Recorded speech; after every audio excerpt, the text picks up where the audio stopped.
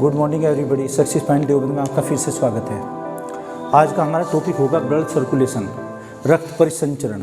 देखना, इससे परीक्षाओं में काफ़ी क्वेश्चंस पूछे जाते हैं, तो आज ये हम टॉपिक क्लियर कर लेते हैं। इससे पहले हमने ब्लड वाला टॉपिक किया था, टॉपिक से रिलेटेड थी जैसे, और काफ़ी कुछ क्वेश्चंस भी थे, तो बच्चों का काफ़ी रेस्पॉन्स अच्छा आया। तो शुरू करते हैं। हाँ, आज सर्दी बहुत ज़्यादा है तो जैकेट वैकेट पहन लें। चलिए शुरू करते हैं। तो ब्लड सर्कुलेशन आज हमारा एक टॉपिक होगा।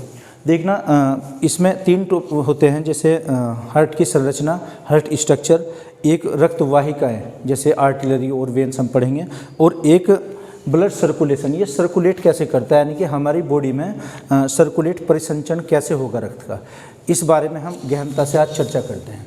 तो सबसे पहले तो कार्डियोलॉजी, हृदय के अध्ययन को क्या कहा जाएगा? कार्डियोलॉजी, यानी कि study of the heart, cardiology. देखना, ये हृदय जो फिल्मों में दिखाते हैं ना, वो तीर वाला, तो इसको हृदय को बहुत ही एक आसान लैंग्वेज में ऐसे एक्सप्लेन किया गया है। तो आप चाहें तो ये चित्र बना लीजिएगा, इसका डायग्राम। और ईसीजी क्या होता है, धमनी, सिरा, ये सब क्या होती हैं। तो हृदय के अध्ययन को हम क्या कहेंगे? कार्डियोलॉजी। और डॉक्टर्स क्या होते हैं इसके? कार्डियोलॉजिस्ट। कार्डियोलॉजिस्ट भी होते हैं, कैथोलॉजिस्ट भी होते हैं, जैसे कैथ लैब होती हैं बनी हुई। ईसीजी, ईसीजी क्या होगा? इलेक्ट्रोकार्डियोग्राफ, है ना। इलेक्ट्रोकार्डियोग्राफ से हम हृदय का परीक्षण या जांच करते हैं। एक धमनी और सिराएं होती हैं। धमनी और सिरा क्या? धमनी को आर्टिलरी और सिरा को हम वेन कहेंगे, है ना। वेन्स और ये आर्टिलरी क्या होंगी, जिसको हम सामान्य भाषा में नसें बोलते हैं। जो नस है, नस को हम क्या कहेंगे? वाहिकाओं को आर्टिलरी या फिर वेन कहेंगे, सिराएं कहेंगे। धमनी में हमेशा शुद्ध रक्त प्रवाहित होता है। इसमें कौन सा? Pure blood. धमनी में क्या हो जाएगा? शुद्ध रक्त, प्योर ब्लड, है ना, जिसमें ऑक्सीजन होगी O2। और वेन में क्या होगा? अशुद्ध रक्त, इम्प्योर ब्लड, है ना। अशुद्ध रक्त में यह आ जाएगा CO2, कार्बन डाइऑक्साइड।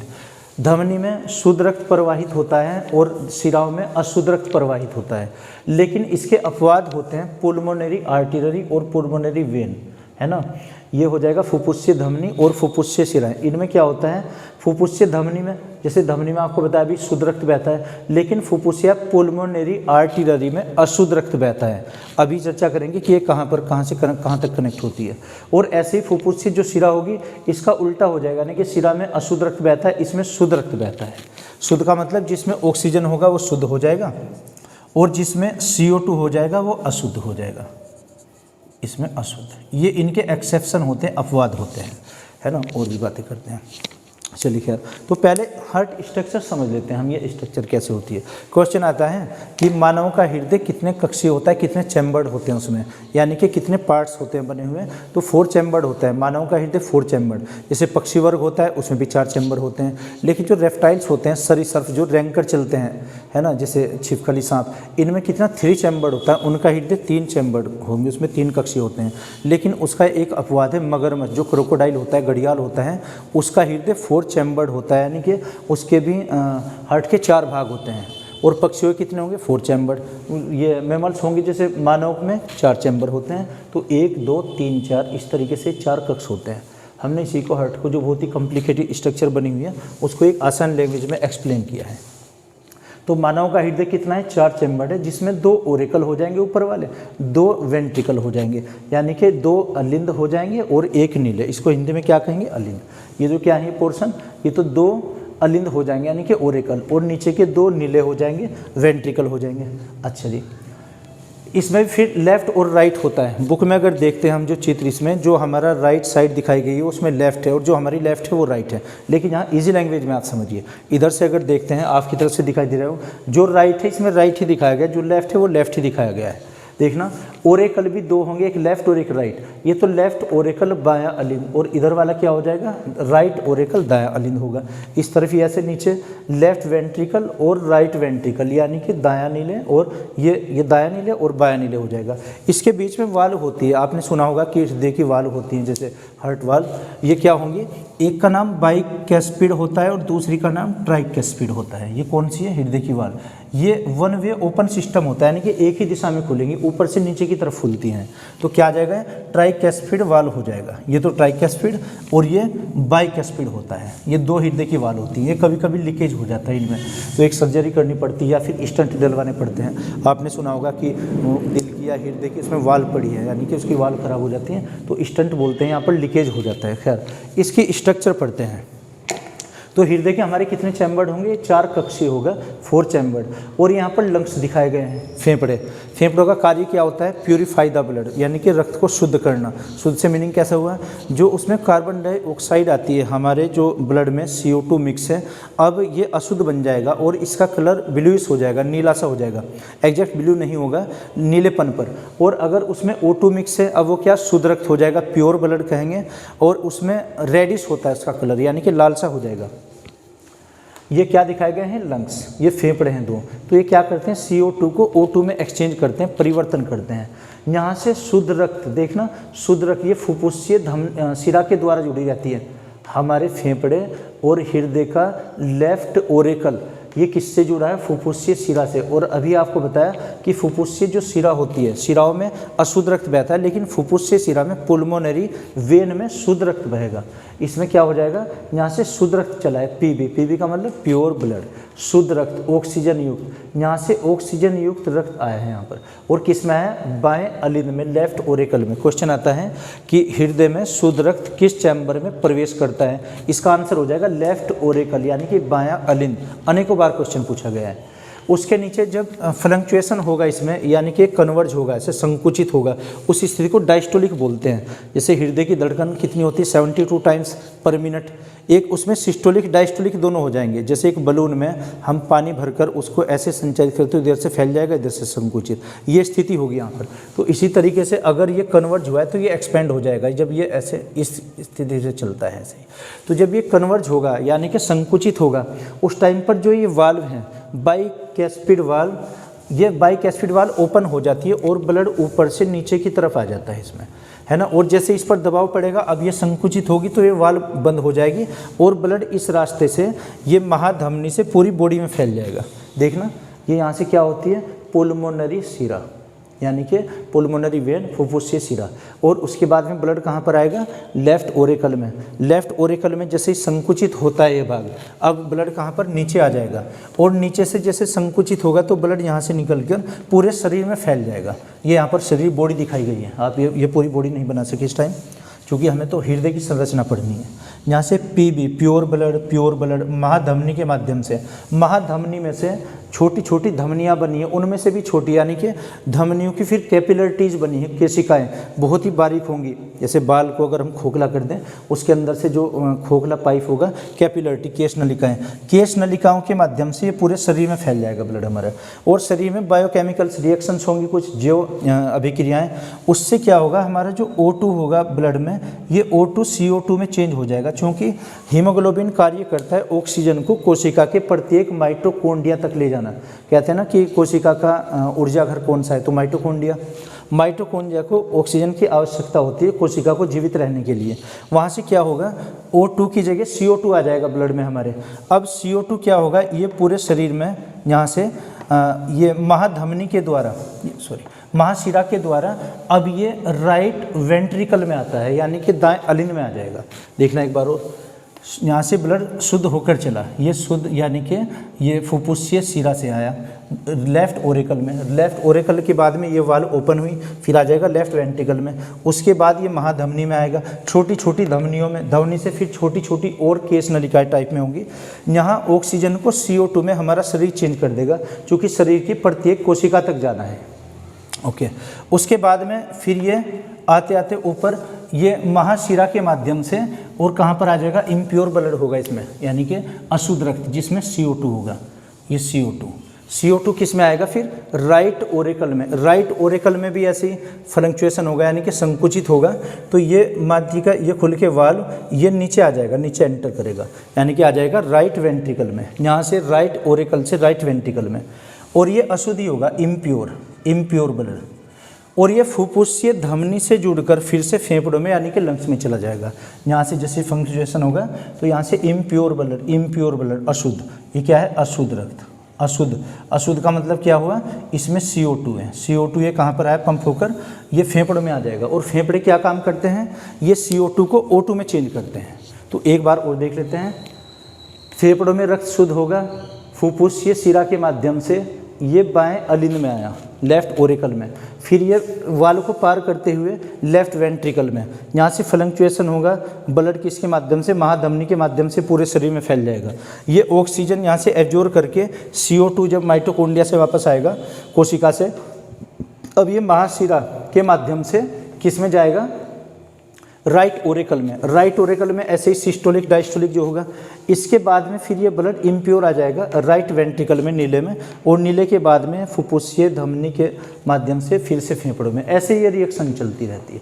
ये सर्कुलेशन ऐसे चलेगा, सर्कुलेशन, इसको बोलते हैं ब्लड सर्कुलेशन। तो क्वेश्चन है कि सबसे पहले प्योर ब्लड किस में आता है, लेफ्ट ओरिकल में, और अशुद्ध किस में आता है, राइट ओरिकल में। उसके बाद में यहाँ पर महाधमनियाँ और ये जुड़ी रहती है। अच्छा, आगे बढ़ते हैं। तो क्वेश्चन है कि शुद्ध रक्त किस में बहता है, शुद्ध रक्त धमनी में आ जाएगा और ये आर्टरी में, और अशुद्ध किस में आएगा, शिरा में। लेकिन इसका अपवाद क्या है, एक्सेप्शन, जब भी ये होगी पुलमनरी फुफ्फुसीय धमनी, ये अपवाद होगा, फुफ्फुसीय धमनी में अशुद्ध रक्त बहता है और फुफ्फुसीय शिरा में शुद्ध बहता है। केवल यहीं से यहीं को कनेक्ट करती है। फुफ्फुसीय शिरा फेफड़ों से बाएं अलिंद को कनेक्ट करती है, और फुफ्फुसीय धमनी राइट वेंट्रिकल से, यहाँ से, ये राइट वेंट्रिकल है, यहाँ से और फेफड़ों को कनेक्ट करती है। देखना, ये यहाँ से फेफड़ों को कनेक्ट करेगी। तो अगर ये ना फुफ्फुसीय धमनी किस किस को कनेक्ट करती है, किस किस को जोड़ती है, तो ये राइट वेंट्रिकल यानी कि दाएं नीले से फेफड़ों तक, और जो फेफड़ों से बाएं अलिंद तक वो फुफ्फुसीय शिरा होती है। तो इसमें उल्टा होता है, यानी कि जहाँ पर शुद्ध रक्त बहना चाहिए वहाँ पर ये होता है अशुद्ध। खैर, महाधमनी किस किस को जोड़ती है, महाधमनी लेफ्ट वेंट्रिकल से शरीर की तरफ प्रवाहित होती है, और महाशिरा शरीर से राइट अलिंद की तरफ, राइट ओरिकल की तरफ, इससे जुड़ी रहती है। तो ये हृदय संरचना होती है अंदर की, ऐसे पंपिंग करता है। और हृदय 1 मिनट में कितनी बार फ्लक्चुएट करता है, ये 72 बार, है ना। और जब यहाँ पर कन्वर्जेंस होगा, यानी कि ये संकुचित होगा, तो हृदय की जो धमनियाँ हैं उस पर अतिरिक्त दबाव पड़ता है, यानी कि आंतरिक दीवारों पर जो दबाव होगा उसको हम सिस्टोलिक बोलते हैं, और जो कम होता है उसको डायस्टोलिक कहते हैं। तो हार्ट बीट 72 बार और 120/80 यानी कि 120/80, इसको क्या बोलते हैं, इसको हाई बीपी यानी कि HBP, हाई ब्लड प्रेशर, और ये लो बीपी हो जाएगा। डायस्टोलिक, सिस्टोलिक उच्च रक्तदाब और निम्न रक्तदाब को डायस्टोलिक कहा जाता है। क्वेश्चन है कि सबसे अधिक बार किसका हृदय धड़कता है, हृदय की धड़कन किसकी सबसे अधिक है, छछूंदर की सबसे अधिक है। छछूंदर का हृदय सबसे अधिक बार 800 प्रति मिनट, 800 प्रति मिनट, 1 मिनट में 800 बार छछूंदर का, छछूंदर है ना, छछूंदर। और सबसे कम किसका धड़कता है, ये हवेल मछली का, ब्लू हवेल जो मछली होती है उसका 25 बार 1 मिनट में, सबसे कम। सबसे कम हृदय की धड़कन जो कितनी है, 25 पर मिनट, ये किसकी, हवेल मछली की, हवेल मछली का होता है।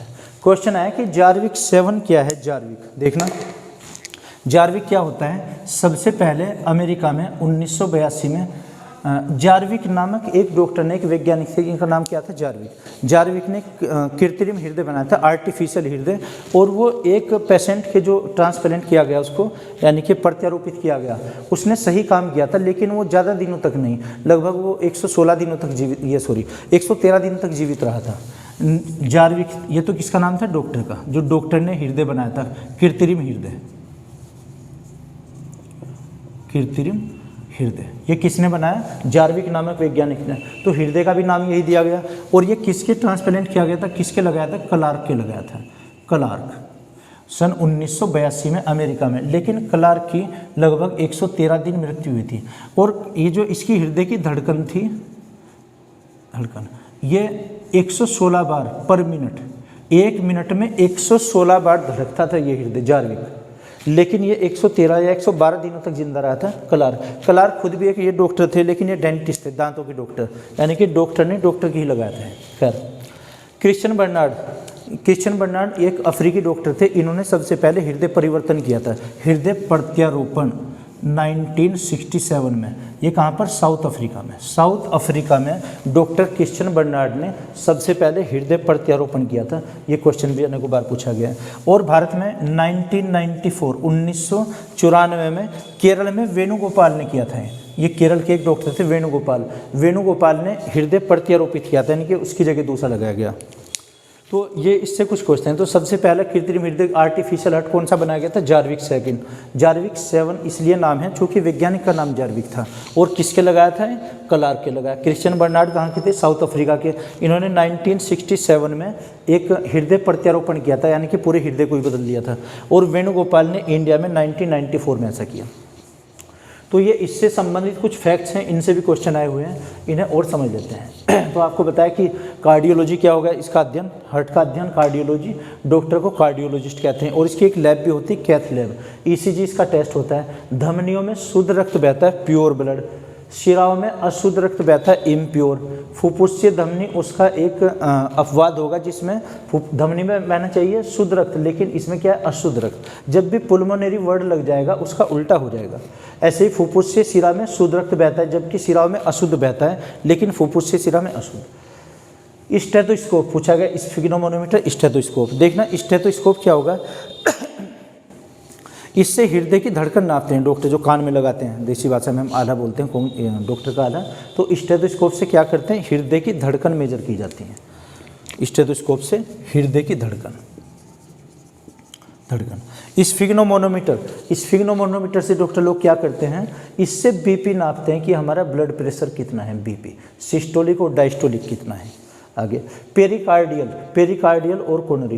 देखना पेरिकार्डियल द्रव, पेरिकार्डियल फ्लूइड है ना, ये क्या होता है? हमारा हृदय एक सुरक्षित एक थैली नुमा आकृति में रखा रहता है। पेरिकार्डियल यानी कि पूरे हृदय के चारों ओर, अगर ये देखें ये हृदय एक पाउच में रखा रहेगा, एक थैली में रखा रहेगा। इसके चारों तरफ एक आवरण होगा, एक मेम्ब्रेन होगी, एक झिल्ली होगी। उस झिल्ली को ही पेरिकार्डियल कहेंगे। यानी कि ये हृदय ये किस में रखा हुआ है? एक झिल्ली के अंदर रखा हुआ है, एक थैली में रखा हुआ है। इसे हम क्या कहेंगे? पेरिकार्डियल। तो क्वेश्चन है पेरिकार्डियल झिल्ली कहाँ पर पाई जाती है? हृदय के चारों ओर पाई जाती है। दूसरा है इसके अंदर दरो होता है भरा हुआ, इस थैली के अंदर दरो होगा। समझिए एक बलून में हमने पानी भर के उसमें हार्ट को रख दिया हो, अगर एक गुब्बारे में पानी लेकर हार्ट रख दिया, उससे क्या होगा कि अगर जंपिंग करते हैं, नीचे गिरता है कुछ भी, तो अंदर हार्ट नहीं, चोट नहीं लगेगी उसके। तो पेरिकार्डियल दर्व या पेरिकार्डियल झिल्ली हमें एक ये सुरक्षा प्रदान करती है हमारे हृदय के लिए। अच्छा जी, कोरोनरी धमनी क्या होगी? कोरोनरी एक आर्टरी होगी। हृदय भी देखना, इसकी भी अपनी मांसपेशियों का बना होता है। हृदय की जो मांसपेशियाँ हैं, मसल्स, वहाँ पर रक्त का प्रवाह देने के लिए कुछ छोटी महीन धमनियाँ होती हैं, कुछ नसें होंगी, वाहिकाएँ, जो बहुत ही बारीक होंगी। उन बारीक वाहिकाओं को, हृदय के ऊपर जो छोटी छोटी नसें या वाहिकाएँ होंगी, ये होंगी धमनियाँ छोटी छोटी, इनको हम क्या कहेंगे? कोरोनरी। कोरोनरी के अंदर अगर चिकनाई जमा हो जाती है, या फेट या वसा, है ना, चिकनाई को हम क्या कहते हैं? वसा या फेट। तो फेट अगर जमा होता है उसको कोलेस्ट्रॉल बोलते हैं। कोलेस्ट्रॉल, तो कोलेस्ट्रॉल कहाँ पर जमा होता है? कोरोनरी धमनी में जमा होगा, जिसमें कोलेस्ट्रॉल, अगर कोलेस्ट्रॉल की मात्रा अधिक हो जाए तो इससे हृदयघात होने का खतरा है। यानी कि जो ये हार्ट अटैक होता है, दिल का दौरा जो पड़ता है, उससे होता है। और बायोलॉजी की भाषा में इसको एंजाइना पेन बोलते हैं। एंजाइना पेन किसके कारण होगा? एंजाइना, ये कोरोनरी, अगर हमारी कोरोनरी धमनी कोलेस्ट्रॉल जमा हो जाता है, एंजाइना पेन, है ना। तो दिल के दौरे को क्या कहेंगे? Angina pain. कब होगा ये? कोरोनरी धमनी में अगर जहाँ पर चिकनाई या फिर कोलेस्ट्रॉल, चिकनाई जब अधिक होगी तो उसी को कोलेस्ट्रॉल कहा जाएगा। कोलेस्ट्रॉल अगर बढ़ता है, एक पेसमेकर होता है, पेसमेकर को हृदय का हृदय कहा गया है, heart of the heart. Question है कि हृदय का हृदय किसे कहा गया? आंसर क्या था इसका? पेसमेकर। तो ये डायरेक्ट क्वेश्चन ही है जो मैंने लिखा है। पेसमेकर ऐसा होगा, हमारे हृदय की नेचुरली हार्ट बीट कितनी होनी चाहिए? 72 टाइम्स, यानी कि 1 मिनट में 72 बार। अगर ये 72 से भी कम हो जाए घटकर, जैसे इसकी 4-5 स्थिति बनती है। भ्रूण अवस्था में मानव का हृदय 1 मिनट में 150 बार धड़कता है। जब गर्भ में होता है बच्चा तो 150 बार, जन्म लेने के बाद में 120 बार प्रति मिनट, और वयस्क अवस्था में 72 टाइम्स पर मिनट, 72 बार 1 मिनट में। और ऑक्टोजेनियन एज में जैसे ही वर्ध अवस्था की तरफ बढ़ते हैं तो 60 प्रति मिनट। और उसके बाद में अगर देखते हैं बुढ़ापे की तरफ, यानी कि जब 80 प्लस एज हमारी हो जाएगी, 80 प्लस, उसमें 60 से भी कम हो जाती है स्थिति।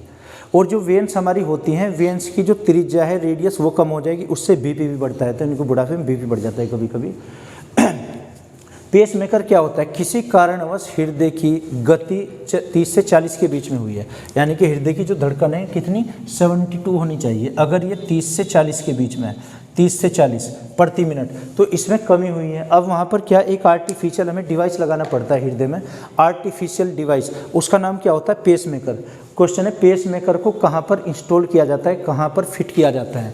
उसको दाएं और ये अलिंद और दाएं नीले के बीच में, यानी कि राइट ओरिकल और राइट वेंट्रिकल, उसे तो कहीं भी लगा दें राइट साइड में, उसमें से 2 तार निकलेंगे, 2 नोड होते हैं। किसके अंदर लगाए जाएंगे? वो सोनिय नोड होता है। जैसे यहाँ पर हृदय की धड़कन, यहाँ पर कंपन हृदय का सबसे अधिक होगा। ट्राइकैस्पिड यहाँ पर वाल होती है, यानी कि राइट ओरिकल और राइट वेंट्रिकल के बीच में ये फ्लक्चुएट होता रहता है। तो वाइब्रेटर होता है, जैसे मोबाइल का वाइब्रेटर है, उससे क्या होगा, जो हमारी हृदय की धड़कन है वो किसी कारण से 30 और 40 के बीच में हुई है।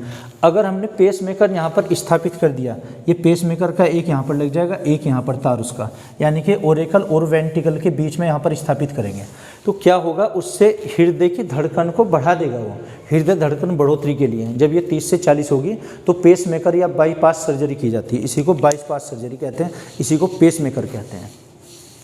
तो ये हृदय से संबंधित कुछ फैक्चुअल और कंसेप्चुअल क्वेश्चन थे। तो कंसेप्ट में तो ये आपको क्लियर करना है कि हमारे ये सर्कुलेशन कैसे होता है कंप्लीट।